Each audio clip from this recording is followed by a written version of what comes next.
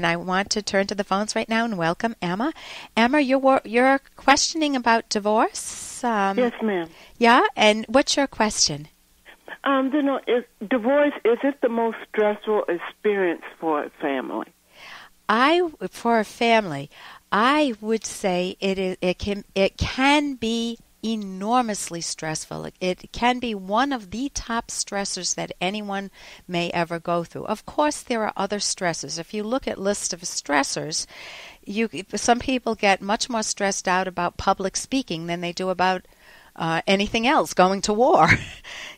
Some people, active combat's a stressor, the death of a child is a stressor. But if are you talking about yourself? Are you going through a divorce right now? Just going over the divorce, but then, you look at children. And you're worried about your kids? Correct. Okay. So how old are your kids? 5 and 3. 5 and 3 years old. So you got little ones at home. And later I want to recommend a book for you. But tell me what's going on in your situation that's stressing you out personally. For the boy, I guess, it's that, not having that father figure, so they get more vocal in being combative. And the daughter is more introvert, going into herself. And so she's shy. Who is the 5-year-old, the boy? The boy. And the 3-year-old is just shy, just going into herself? Yeah, it's just going into herself and being quiet and staying away from people and things like that. Okay, so she doesn't quite know how to deal with the situation. Correct. Is that a change from how she was at age 2? Yeah, because she was really lively and bubbly. Oh, that's sad, isn't it, to see that in your own child? And with your son, was he also a little happy-go-lucky and he changed too, or was he always combative? He was a social butterball or butterfly, whatever they call it, Okay. So both of your kids need to have an opportunity to put this in perspective. Let me tell you what one of the reasons it's so stressful for kids is they don't understand that it's an adult issue. They may have heard you and Dad fight. Was that the case at all? Yeah, and the what I want to say, the camel that broke the camel's back was when he started, instead of beating me, going after the children. That was it. Okay, so they are scared. So he was physically abusive to your 2 kids? Well, with the little girl, and that was it. And your son saw this? No, he didn't. Okay, My son but didn't. that is scary as all get out. No wonder she's become shy. Mm-hmm. So several things happen. First, kids have a view of themselves, and when they're happy-go-lucky, we could guess what they would say about themselves, but it's like, oh, life is fun, or I'm a good person, or I'm having fun today. They see themselves as being decent people. When they get yelled at or spanked or hit or sworn at, they might conclude something different. I'm bad, or Daddy, I'm unlovable, or I'm a failure, or I'm a loser. Some negative view. Uh-huh. And then they might adopt a view of other people, not only the view of themselves, but they might adopt a view of others as, man, if I had a big dad and I'm a little 3-year-old or 2-year-old kid and a dad going to hit me, what might I think about adults? Correct. Yeah, they hurt me. They're scary people. They can turn on you. They can love you 1 minute, hug you, tuck you into bed, and then hit you. And they can hit mommy. They can hit big people, too, if the kids saw that. And so what's happening is their view of themselves, their view of other people, and the view of the world. If you're happy-go-lucky, you see kids at playgrounds, and some of them go in there and they make friends with all the other kids, and they say, you want to come on the swings with me? And others just go in a corner and look like they're afraid of the world. Mm-hmm. They're afraid. And so the kids have different views of, can they go after their values? Can they befriend other people? So it sounds like what happened with your ex was very devastating for the 2 kids, the little ones. But that doesn't mean that you can't help turn it around. And one of the things you can do is help give them a better view of themselves and of other people, to be around people who are more trustworthy. Are they around people who are loving, like a grandma, or people who have never hit them or sworn at them or been mean to them? They're very partial to my mom. They're close to Mom. Yeah. And tell me what's going through your mind right now, Emma. A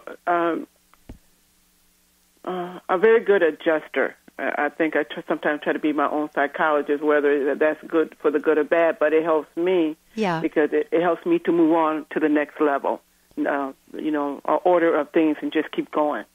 Okay. And, so if you're hearing what I'm saying, it's your kids' view of themselves and other people in the world that changes. Those are actually called core ideas that all of us have.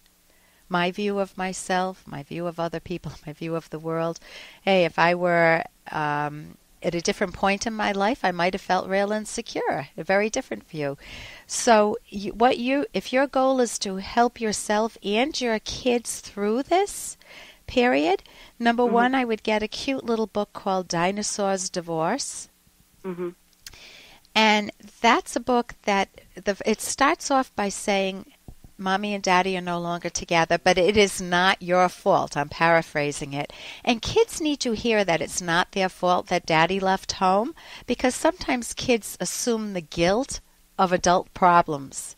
Yeah. It's because I didn't clean my room yesterday. And so that book puts things in perspective.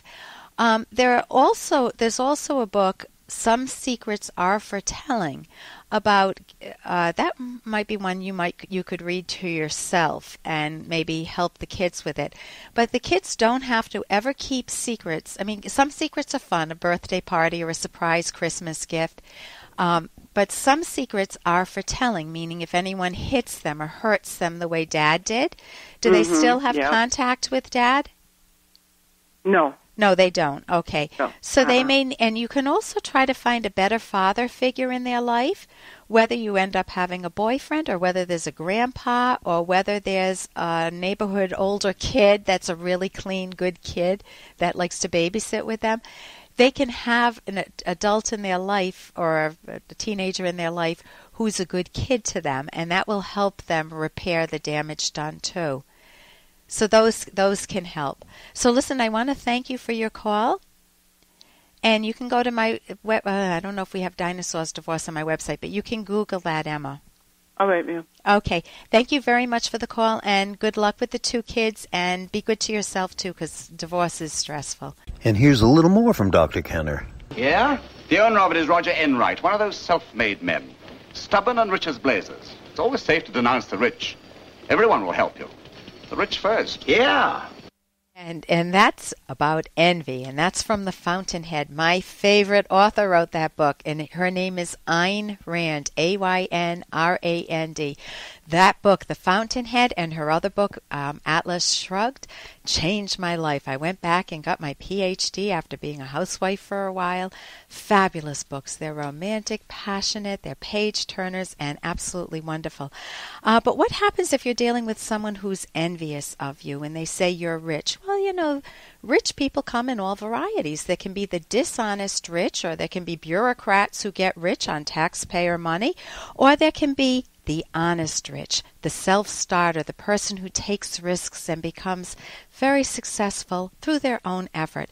And many people resent the rationally successful person and try to tear them down, try to lump them in the category of the bad people, as if rich means that it's something bad. But rich may be productive, that they're wealth producers. So you want to look at your own life, and if you are producing something good, whether it's in your own character, you like the person you're making yourself into, or whether it's a material good, that you are good at what you do, whether it's a service you provide, whether you run a restaurant and you do a very nice job, you don't just make it by, or whether you produce the iPhone, you want to feel proud of that and enjoy whatever wealth you've earned, because you've earned it. For more Dr. Kenner podcast, Go to drkenner.com and please listen to this ad. Here's an excerpt from The Selfish Path to Romance, the Serious Romance Guidebook by clinical psychologist Dr. Ellen Kenner. A romance killer is the joy killer of being mentally passive. When you let your mind rust, you become dull. You become a shallow person with no serious interests or goals. Some people passively copy what others value or make choices based on unanalyzed feelings. For example, Benson reveals, "My dad went to college and became an accountant. He told me to do the same, so that's what I ended up doing. I don't like it, but it's a living." Benson is taking a passive approach to his own life. What if he does the same in romance, falling into a marriage without knowing what he wants? Only thinking purposefully about what you want, followed by action, will bring vitality to your life.